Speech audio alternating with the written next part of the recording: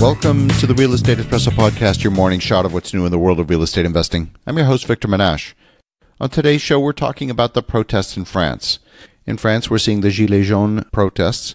That yellow vest is required in the safety kit of every automobile, and so of course everyone in the country has one, at least anyone who has a car. So these little yellow vests are all over the country. They're being used to symbolize the protest.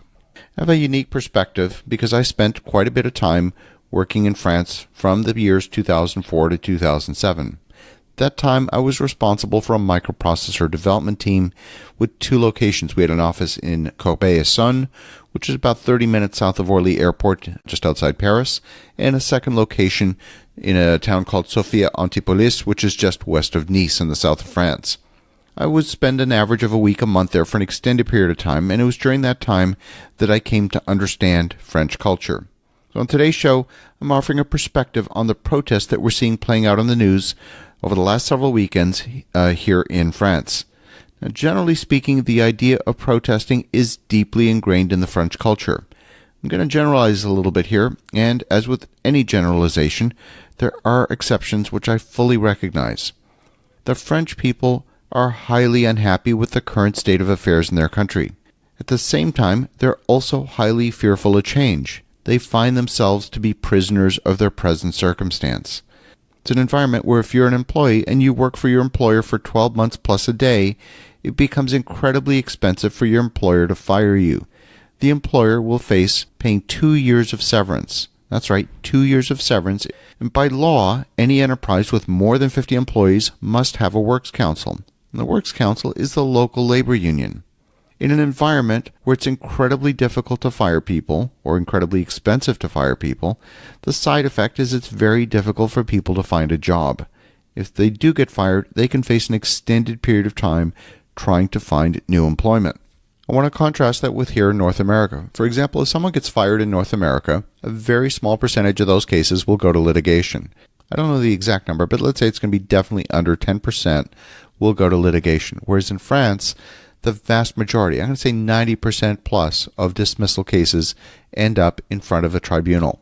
Back in 2004 to 2007, I was responsible for leading a microprocessor development team, again with those two locations in France. And what I discovered is that even though we had a very good relationship, the management team was based here in North America, the French employees were extremely fearful.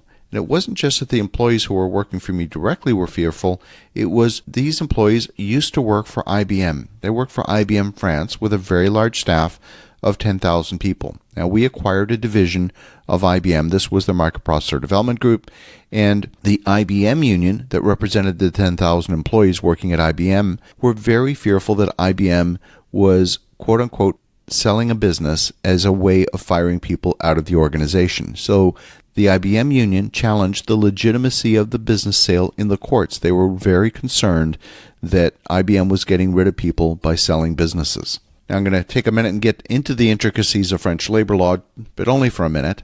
There's a law called L122-12, and the purpose of that law is to make sure that there's preservation of employment in the event of a business sale. Basically what it says is that when you buy a business, you must take all the people. You cannot let people go. And it's one of these laws, again, designed to preserve employment. Here in North America, if you buy a business, you buy a business. You don't buy the people. The people come over to the new business of their own free will. In France, it's exactly the opposite. Not only do you buy the people, you have to buy the people. It's a subtle but very important distinction. I remember at one time, I developed an extremely strong relationship with all of my direct reports in France. They liked working with me. And when the IBM union declared that there were going to be 2 days of strikes, we had engineers, professional engineers, go participate in 2 days of strikes in front of the IBM Lagode facility. When I sat down with my employees and asked them the simple question, why are you protesting? They said, look, Victor, you don't understand. If you get fired, you can go find a new job in a couple of weeks. You've got tremendous mobility. We are stuck here in France. We simply don't have the mobility, so we have to preserve our employment. It's something that is sacred. We have to preserve the status quo. Even though we would like things to change, it's more dangerous to accept change than it is to accept the current conditions. So they explained to me that the French people will protest any change because it's more dangerous than the current situation. Here in North America, if the price of gasoline at the pumps goes up by a few cents, nobody's going to pour out into the streets and declare a national day of protest. But in France, it's not really just about a few cents per liter. It's not just about the price of gas. It's about what else is coming. What other changes is the government considering making that would affect the security of their employment? At the end of the day, the French employees that were working for us launched an action in the courts to block the business sale so that they remained within the safety of the IBM umbrella. Today, those 110 employees are back working at IBM, and we had to build a brand new development team in Silicon Valley. In many respects, they didn't care what projects they worked on as long as they had security of employment. So hopefully today's discussion gives you a little bit of insight as to what's going on when you're seeing this spilling out into the news about the protests in France. As you're thinking about that, cherish the freedom of mobility that you have here in North America. Have an awesome day. Make some great things happen. We'll talk to you again tomorrow.